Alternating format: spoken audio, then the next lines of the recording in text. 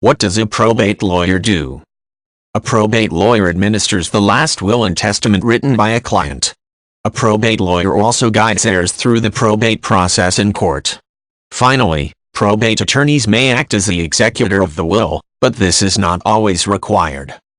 The probate process is the process by which assets are distributed in the U.S. when a person dies with a will.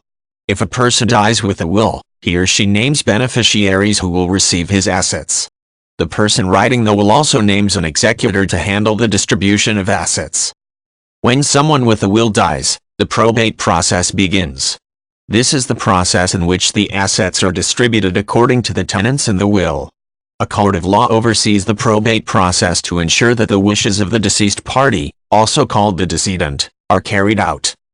A probate attorney represents the executor of the will and our heirs in court.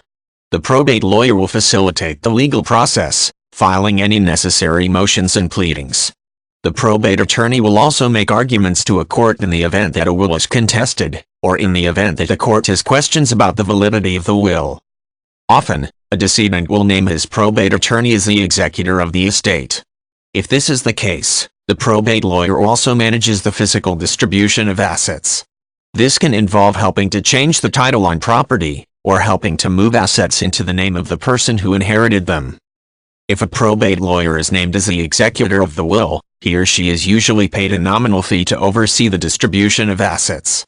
This fee may be a flat fee, or may be based on a percentage of the estate. The fee for serving as the executor of a will is separate from the fee for preparing a will.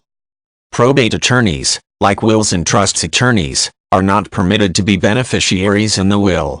This means a probate attorney cannot be named in the will, and cannot inherit any assets. Ethical rules dictate this in order to ensure that there are no conflicts of interest.